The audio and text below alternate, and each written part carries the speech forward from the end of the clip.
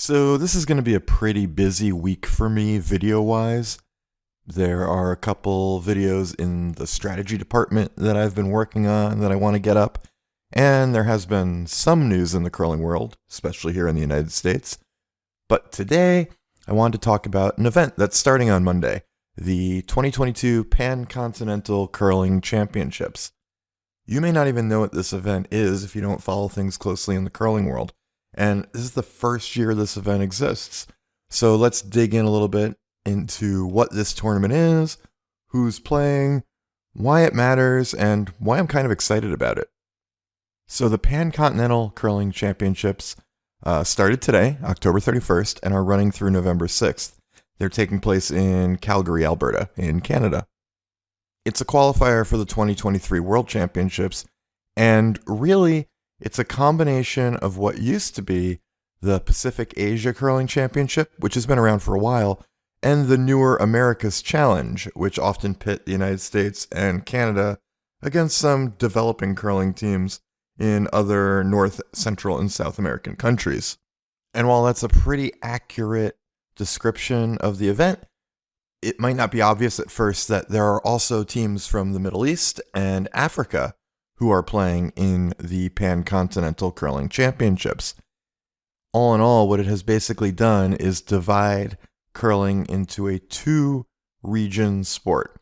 We have Europe, which has its own regional championships, and now we have this Pan-Continental region, which is basically the rest of the world.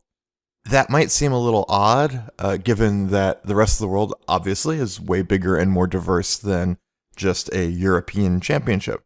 But it makes sense when you look at the number of teams available for each of these two regions.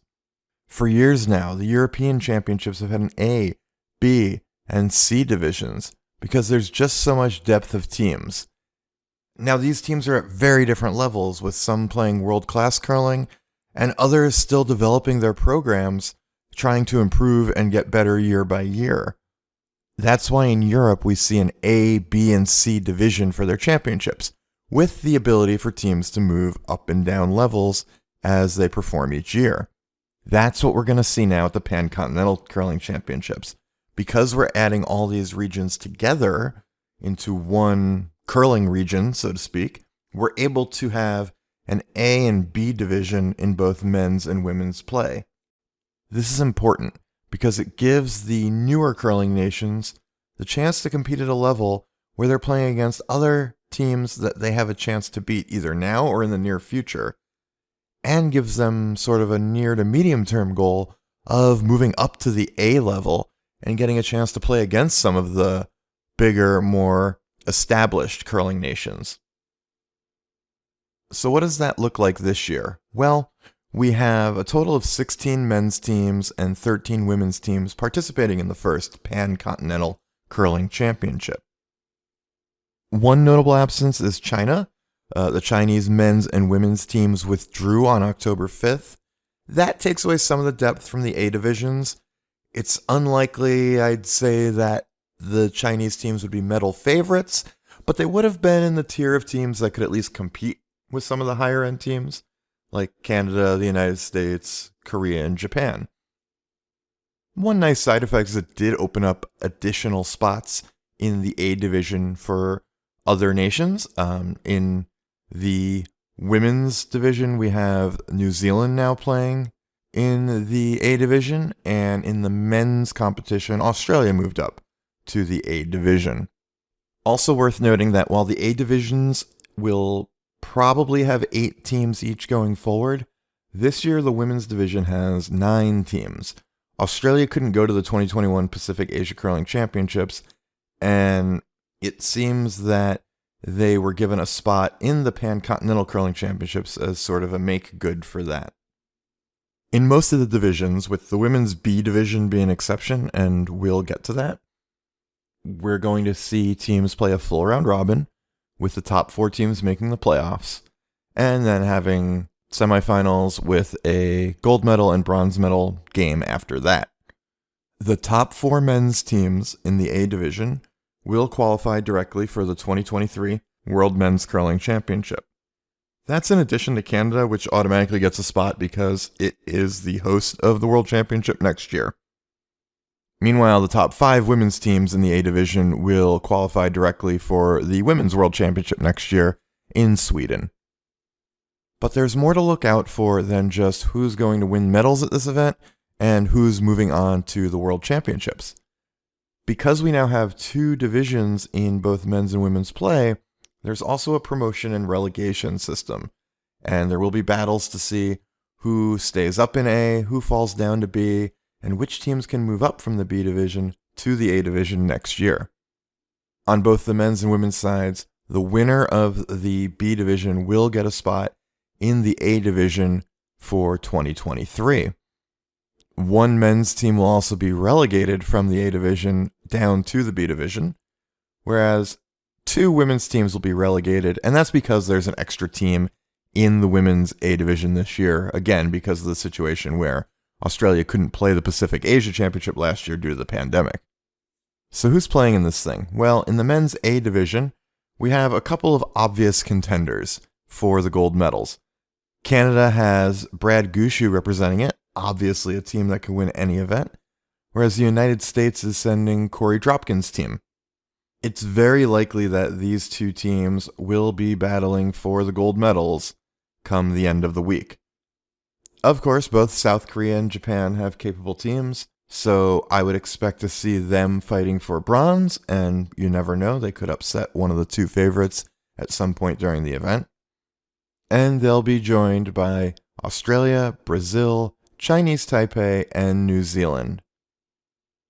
It will be interesting to see how these teams line up against each other.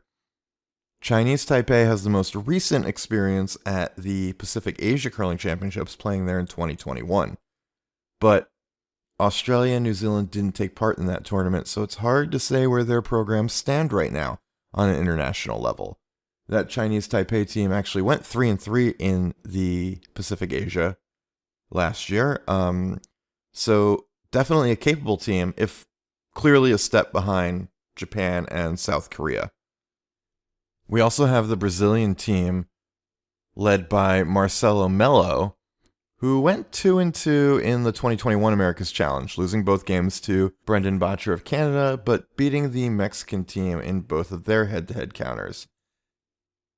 We probably would have had a better idea of where Brazil stood among sort of the next tier down of world curling programs right now if they had been able to play in the 2022 World Qualification event. Unfortunately, Brazil couldn't make that event due to travel complications. I think the assumption of many going in will be that Brazil is the favorite to be relegated down to the B division, but that's hard to say for sure when we don't know that much about the lower-end Asia-Pacific teams against teams from other parts of the world. My instinct tells me that Chinese Taipei is probably safe, and it will come down to some combination of Brazil against Australia and New Zealand for that relegation spot, and we'll probably be able to tell after a couple games whether that's going to be close or whether there is one team that really is behind the rest of the field. The men's side of this championship also has a full B division with 8 teams competing. We have Guyana, Hong Kong, India, Kazakhstan, Kenya, Nigeria, Qatar, and Saudi Arabia. One of the best things about the Pan-Continental Curling Championship is that these teams, who all have relatively new, developing curling programs, can compete against each other instead of trying to play games against the likes of Canada and the United States right off the bat. This allows them to jump into international competition and really get a sense of where they stand against other teams that are at least a similar level. They'll be able to track wins and losses and how well they're playing, and then, hey, eventually, some of these teams may make it up to the A division, even if that's years or decades away. If you're looking for a likely winner here, Hong Kong and Kazakhstan did both go 3-3 in the last Pacific Asia Championship, so you have to figure that they have more international experience than most of these teams, and have shown they can win at that level. If you want a dark horse, look at Team India, which won 3 games at the recent World Mixed Championship. And the 2 men that were on that mixed team are also on this squad for the Pan-Continental Curling Championship. For the rest of the teams involved, this is probably more about getting experience and getting out there on the international stage than really looking to move up to the A division just yet. I'm particularly excited for the round-robin matchup between Kenya and Nigeria. I'm not 100% sure, but I think this may be the first international curling matchup between 2 African countries. If that's the case, the winner of that game can probably lay claim to being the first unofficial African curling champions. In the women's competition, we're looking at a 9-team field, as we said, because of Australia's awarded berth in this. And there is a little bit more depth when it comes to who will be competing for the top spots on the podium. Of course, we have a strong team out of Canada. Carrie Einerson's team, definitely among the favorites to win gold. And the United States will be very competitive with Tabitha Peterson's rink taking on the Team USA mantle. There's more depth out of Asia when it comes to the top-level teams as well on the women's side, however. The Fujisawa team out of Japan will be very competitive, and South Korea's women's teams are always tough. This year, the Korean women's team is led by Ha Seun-yeon, and I apologize if I mispronounced that, a 22-year-old curler who won silver at the World Junior Curling Championships in 2020. She won the 2022 Korean Women's Championship, which is a fairly competitive field, and will now be making kind of her debut at the senior level on international play. So we'll probably learn a lot about this young team and what they're capable of right now on the international level, especially in their games against the United States, Canada, and Japan. Of course, we have 5 other teams in this division as well. We have teams from Australia, Brazil, Hong Kong, Kazakhstan, and New Zealand. There's not a lot of recent data on most of these teams. There wasn't a Women's America's Challenge in 2021, and the 2021 Pacific Asia Curling Championships had a very limited women's field with only 4 teams participating. Japan and South Korea dominated that event. Kazakhstan did go 2-4, while Hong Kong went 0-6. Both of Kazakhstan's wins came against that Hong Kong team. Both of those skips are back again, so you might give Kazakhstan an edge over Hong Kong. We also have teams from Australia and New Zealand who did not participate in the Pacific Asia Championship last year. If we look back at the 2019 Pacific Asia Curling Championships, the previous edition of the event, Australia went 2-5 in that tournament, finishing behind Hong Kong and tied with Kazakhstan. Although it was a different Kazakhstani skip, so I don't know how that team compares to the one that competed last year. That makes it a little difficult to guess or handicap who might be in the relegation battle to go down to the B division on the women's side. Remember, we're going to lose 2 teams out of these 9, and it's probably reasonable to think that Brazil, Australia, and New Zealand will be a part of that conversation. And with Kazakhstan beating Hong Kong twice the last 2 times they played, I would expect Hong Kong might also be in that relegation battle, or perhaps Kazakhstan's just a step above that and might win enough games to stay out of that mess. We then have a small 4-team B division in the women's competition. And because there are only 4 teams, they will play a double round robin for a total of 6 games each. The 4 teams involved are Chinese Taipei, Kenya, Mexico, and Nigeria. And the team that comes out on top will get a spot in the A division next year. If I had to handicap right now, I would say that Chinese Taipei has to be the favorite to move up. They have, again, more international experience than the other 3 teams on this list. They went 3-4 the last time they participated in the Pacific Asia Curling Championships. That was back in 2019. The same record as Hong Kong, and actually ahead of Australia and Kazakhstan. That said, this event will also let us learn a lot about those other 3 teams, especially since they haven't had the chance to play teams from other parts of the world just yet. And once again, we have, I think, our first women's matchup of two international African teams, with Kenya and Nigeria facing off. They'll play twice against each other in the round robin, and at least one of them will make the playoffs, as they'll use a 3-team playoff system with a 2-3 semifinal and then a final after that, with the number 1 seed advancing directly to that final. The winner of that final, of course, will be the team that gets to play in the A Division next year. So that's about everything on the Pan-Continental Curling Championship.